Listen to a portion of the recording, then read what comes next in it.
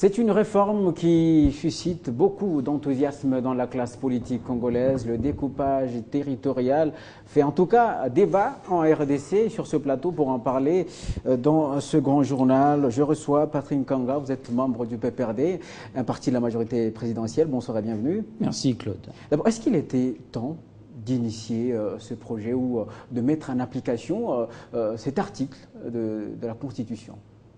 Je crois que le temps pour l'effectivité de ce que prévoit l'article 2 de la Constitution n'avait pas un timing précis. Parce que déjà, nous étions bien en retard, parce que la Constitution nous parle des 36 mois après la première législature, mais nous avons largement dépassé le délai. Et donc, la question ne se pose pas en termes de timing ou d'opportunité, ou de pragmatisme. L'article 2 de la Constitution, lorsque vous la lisez, on vous dit bien que la République démocratique du Congo est composée de 26 provinces, dont la ville de Kinshasa et les 25 provinces. Donc là, je crois que le débat ne doit plus se poser au niveau de sa faisabilité, au niveau de l'opportunité, parce que c'est un débat vide de sens. Lorsque nous lisons à certains endroits des gens dire qu'ils s'insurgent contre le découpage territorial ou la décentralisation, c'est simplement dire qu'ils sont contre l'article 2 de la Constitution. Et c'est aussi là une manière de violer la Constitution. Le débat doit aller à un niveau plus élevé.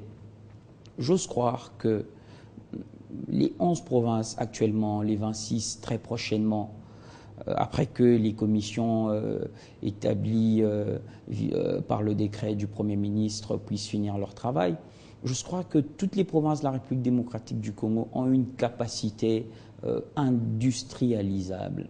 Il n'y a aucune province en République démocratique du Congo qui manque de ressources naturelles pour créer la richesse. Et je crois que lorsque nous parlons de la capacité industrialisable de chaque province, nous osons croire que le ministère qui a en charge l'industrie pourra nous aider à avoir cette étude pour savoir quelles sont les zones qu'on peut créer. On peut créer des zones forestières parce que telle zone est plus riche en bois. On peut créer des industries dans le bois, Bandundu, Équateur, dans tout son format, et promouvoir la richesse. La richesse ne vient pas nécessairement de Kinshasa. Les provinces ne sont pas appelées dans un État fortement décentralisé à vivre sous le paternalisme du pouvoir central. Et je crois que les richesses ne vont pas venir directement lors de la création de ces provinces. Effectivement, je crois le 30 juin... Vous dites que ça sera... Je crois le 30 juin 2015. Attendez, je vais chuter.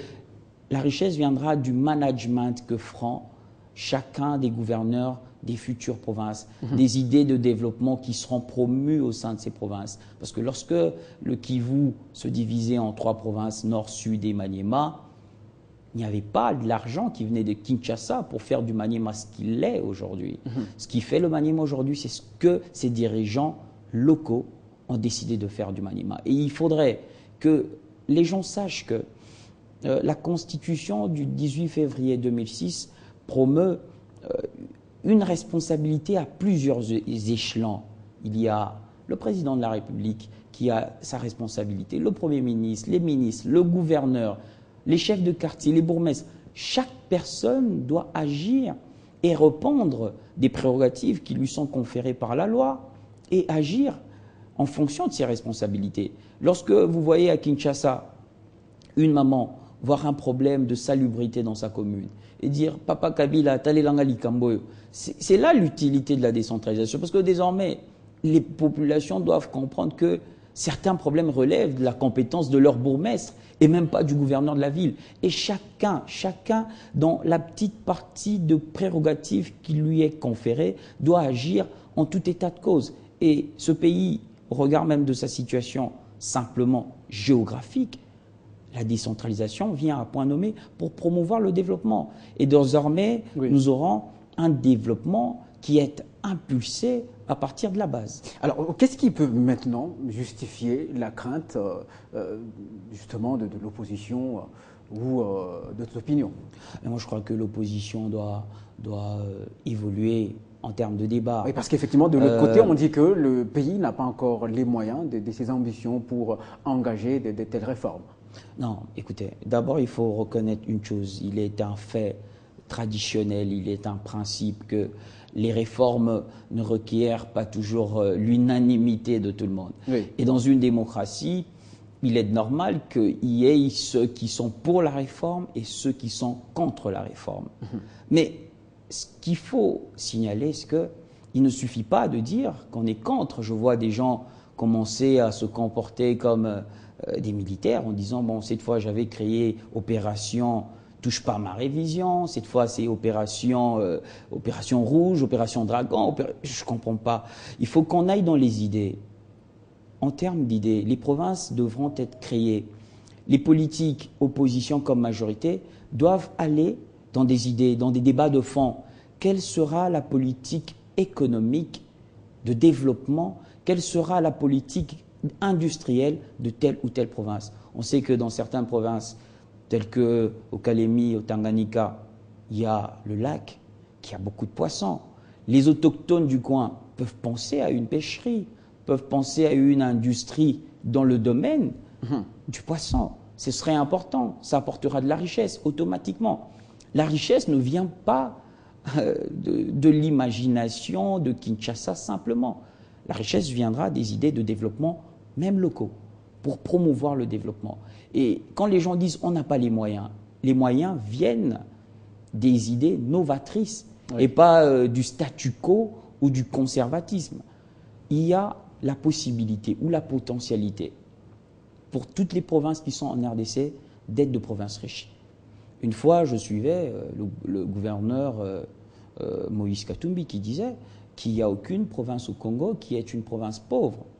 Et même le président de la République, lorsqu'il était face au notable Katanga dernièrement, il disait que vous, ici au Katanga, vous bombez peut-être le torse, mais à l'Équateur aussi, il y a autant de richesses qu'ici. Donc, au Bandundu notamment. Donc, nous avons dans toutes les provinces de la République démocratique du Congo des potentialités industrialisables et que les fils, les autochtones, les futurs dirigeants des provinces doivent mettre ces potentialités, ressortir toutes ces potentialités pour faire que leurs entités respectives deviennent riches. Mais rester dans le statu quo, penser que parce qu'une province aujourd'hui n'a pas d'infrastructure et que demain on ne peut pas en créer, cela c'est la cécité, ce n'est pas vouloir évoluer. Et je crois que l'opposition devra aider la République dans un débat de fond, dans un débat d'idées qui apportera ce n'est pas que l'opposition, il y a également non, je dis l'opposition et la majorité. Je ne suis pas en train de stigmatiser parce que ce dossier relève de la République. Elle est prévue au sein de la Constitution. Ce n'est pas un projet du PPRD, du MSR, je ne sais quelle partie de la majorité. C'est une exigence constitutionnelle. Et s'il y a des écueils, le débat devra se faire dans le terrain, républicain, en se dénuant chacun de sa casquette politique. Moi, je ne parle pas uniquement de l'opposition qui doit enrichir le débat, même la majorité. Il faut que nous allions dans un débat de fond, de politique économique, de politique d'investissement industriel et de développement. Il ne faudrait pas que parce que je suis du PPRD, que je vienne de manière mécanique vous dire que je suis pour. Il y a des gens au PPRD, d'autres qui peuvent ne pas le dire devant les médias, mais il y a des gens peut-être qui sont contre. À l'opposition, il y a peut-être des gens qui sont pour. Donc il ne faudrait pas que nous stagnions dans la mécanique. Il faudrait aller dans un débat de fond, un débat pour aider le Congo, parce qu'il s'agit du Congo. Lorsque l'on parle de la réforme actuelle qui promeut une réconfiguration administrative, c'est pour que le Congo puisse en sortir grand, puisse se développer plus facilement. Il ne s'agit que du Congo. Et lorsqu'il s'agit de notre pays, qui est le bien commun, toutes les intelligences de la République peuvent être mises ensemble pour l'émergence du pays. Est-ce que cette réforme ne va pas brouiller le processus électoral? Pourquoi? Comment? Mais c'est également la crainte de l'opinion. Écoutez, on craint tout. Moi, je pense que l'opposition, il ne faut pas que nous sombrions dans une forme de paranoïa politique. On craint tout. Il y a un projet de recensement. Les gens disent pas de recensement parce que recensement égale glissement, ce qui est tout à fait faux. Et il s'est avéré aujourd'hui que c'était totalement faux. Il y a découpage, ce qui est prévu depuis 2006. l'article 2 de la Constitution est bien clair. Les gens disent que ça va entacher les élections. On demande un calendrier global. Le calendrier global sort, on dit que ce n'est pas réalisable. Écoutez, il ne faut pas qu'on aille dans des débats inutiles. Allons dans des débats de fond pour faire de ce pays ce qui doit être, ce qui est le vœu de Lumumba, des pères de l'indépendance. Les débats simplistes, les débats politiciens ne servent personne. Moi, je suis de la commune de Ngalema. J'aimerais voir mon bourgmestre diligenter des politiques municipales pour développer la commune de Ngalema, parce que la commune de Ngalema, à elle seule, là je vous donne un exemple pratique pour vous parler du bienfait de la décentralisation. Si vous prenez le PIB de la commune de Ngalema, par rapport à la RDC, c'est le PIB le plus élevé de toute la République. Comment? Et non, parce que ceux qui y habitent, nous savons qui est-ce qui habite la commune de Ngalema. Est-ce que c'est normal qu'à la commune de Ngalema, nous puissions manquer une morgue? Ce n'est pas normal. Est-ce que c'est normal à la commune de Ngalema que nous puissions manquer un hôpital construit par les fonds de la commune? Ce n'est pas normal. Les fonds sont possibles à être créés. La richesse est là. Mais les gens ne savent pas ressortir certains aspects pour en créer ou pour en faire des richesses palpables. Les moyens sont là. Moi, je pense que lorsque le président Joseph Kabila a pris ce pays, beaucoup de choses relevaient de l'impossibilité. Et aujourd'hui, c'est possible. C'est parce qu'il a eu des idées et il a fait de ces idées des faits. Et je pense que nous qui s'inscrivons dans sa vision, nous devons répercuter sa vision dans toutes les parties de pouvoir que nous exerçons. Quand on est bourgmestre, chef de quartier, chef administrateur de territoire, et qu'on s'inscrit dans cette vision, il faut que l'on voie aussi la modernité dans toutes les entités décentralisées de l'État. Il ne faudrait pas que les gouverneurs, les bourgmestres attendent la manne de Kinshasa. C'est vrai, il y a un problème de rétrocession, tout ça. Là encore, c'est un autre débat. Non, il y a un débat qui doit être franc. Parce que pour qu'on vous rétrocède, il faut que vous-même vous produisez. Or, plusieurs provinces ne produisent pas. S'il faut rétrocéder au Katanga, au Bas-Congo, à Kinshasa, de manière équitable, ce qu'il donne au gouvernement central, ben, dites-moi, quel sera le sort des provinces comme le Kasaï oriental, comme l'Équateur, qui ne produit pratiquement pas grand-chose. Je pense que la République est unitaire, même si la connotation est fortement décentralisée, mais nous devons être solidaires afin que la République puisse en sortir grand.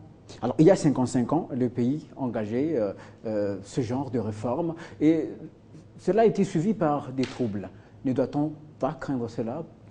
Les réformes sont difficilement acceptées. Parce qu'en 1960, ça se voit partout. Ça se voit partout. En France, maintenant, il y a plusieurs réformes qui se font. Le président de la République actuelle est même en train d'en payer de sa popularité. Les réformes sont difficilement acceptées. Il en va. L'être humain est naturellement... Et souvent, ça crée des fissures sociales. Et naturellement conservateur. Non. Fissures sociales, non. Crainte. La peur, c'est celui du lendemain. L'être humain est naturellement... craint naturellement l'inconnu. Et cette crainte, elle est sociologiquement normale. Mais s'il faut penser qu'il y aura des troubles parce qu'il y a des coupages, je ne pense pas. Le fondement de ces troubles sera lequel? Parce qu'il y a une récompense. Les intérêts. Non, les intérêts de qui? De la population, vous pensez?